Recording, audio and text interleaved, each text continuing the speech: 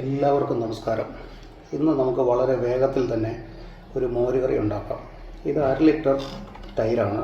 അത് പാകം പോലെ വെള്ളം ചേർത്തതിന് ശേഷം ഒന്ന് മിക്സിക്കകത്ത് അടിച്ചാലും കുഴപ്പമില്ല, ഇല്ലെങ്കിൽ നല്ലോണം ഇളക്കി റെഡിയാക്കി കഴിഞ്ഞാൽ അങ്ങനെ ആയാലും കുഴപ്പമില്ല. ഇതിൻ്റെ ചേരുവകൾ അല്പം വെളുത്തുള്ളി എടുക്കാം, അതുപോലെ തന്നെ കുറച്ച് ഇഞ്ചി നമുക്ക് അരിഞ്ഞു വെച്ചിട്ടുണ്ട്, അതുപോലെ നമ്മുടെ ചെറിയുള്ളിയുണ്ട്, പിന്നെ ഇതിനകത്ത് ചേർക്കുന്ന ഒരു 4 or 5 പച്ചമുളക് കീറിയെടുക്കണം, പിന്നെ നമുക്ക് ഉലുവയുണ്ട്, പിന്നെ വറ്റൽമുളക് നമുക്ക് താളിക്കാനുള്ളതാണ്, പിന്നെ ബാക്കിയുള്ള കാര്യങ്ങളെല്ലാം കുറേശ്ശെയായിട്ട് നമുക്ക് ചെയ്യാം. നമുക്ക് വെളിച്ചെണ്ണ ഒഴിക്കാം. അപ്പോൾ നമുക്ക് അല്പം കടുകിടാം.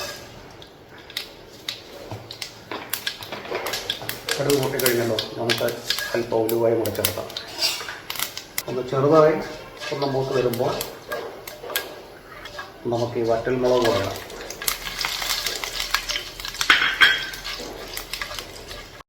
ഇനി ഉടനെ തന്നെ നമുക്ക് ഈ ചെറിയ ഉള്ളി ഇടാം.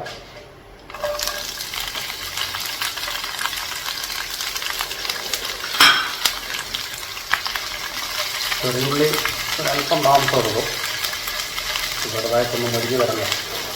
വലിയ താമസമില്ലാതെ തന്നെ നമുക്ക് ഈ മോരുകറി ഉണ്ടാക്കിയെടുക്കാം.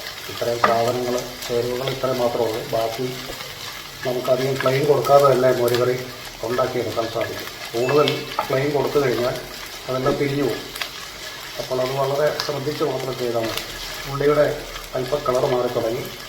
അപ്പോൾ നമുക്ക് ഇഞ്ചി, നമ്മുടെ പച്ചമുളക്, വെളുത്തുള്ളി നന്നായിട്ട് ഇളക്കി കൊടുക്കുക.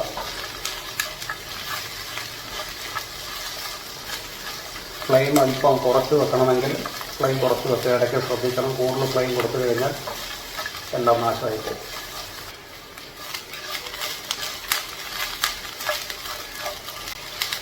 നമ്മുടെ ചേരുവകളെല്ലാം ഏകദേശമൊക്കെ കളർ മാറി തുടങ്ങി. അല്പം കൂടെ ഒന്ന് ശരിയാവുകയാണെങ്കിൽ നമുക്ക് ബാക്കി മുളക് പൊടി, മഞ്ഞൾപ്പൊടിയും കൂടെ ഉപ്പും കൂടെ ചേർത്തതിന് ശേഷം ഏകദേശം നമ്മുടെ മെറ്റീരിയൽസ് എല്ലാം നമ്മുടെ വഴറ്റി എല്ലാം റെഡി ആയിട്ടുണ്ട്. അല്പം ഫ്ലെയിം കുറയ്ക്കാം. ഇനി നമുക്ക് അല്പം മുളക് പൊടി ചേർക്കാം, അതുപോലെ തന്നെ മഞ്ഞൾപ്പൊടി ചേർക്കാം. ഒരു ചെറിയ ടീസ്പൂൺ മതി. ഇനി നമുക്ക് ഒന്നുകൂടെ ഇളക്കിയെടുക്കാം. ചെറുതായിട്ടൊന്ന് മൂട്ടാൽ മതി, കൂടുതൽ വേണ്ട. ഇനി നമുക്ക് മിക്സിയിലടിച്ച മോരുകറി ഒഴിക്കാം.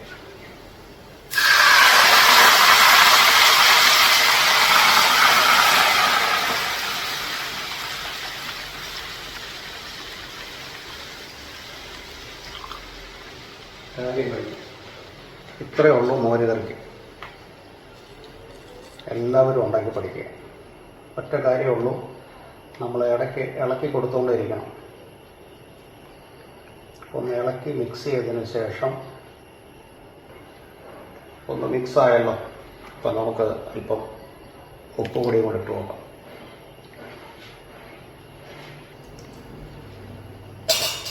ഉപ്പുണ്ടോ നോക്കാം നമുക്ക്.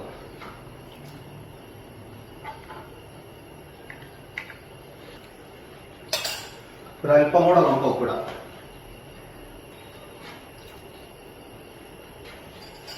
ഒന്നുകൂടെ ഇളക്കി കൊടുക്കാം. ഇത് ചെറുതായിട്ടൊന്ന് ചൂടായാൽ മതി, ഇളക്കിയൊന്നും വേണ്ട. ഫ്ലെയിം നോക്കുക. അപ്പം നമ്മുടെ മോരുകറി എല്ലാം ശരിയായി, ഭംഗിയായിട്ട് കഴിഞ്ഞു.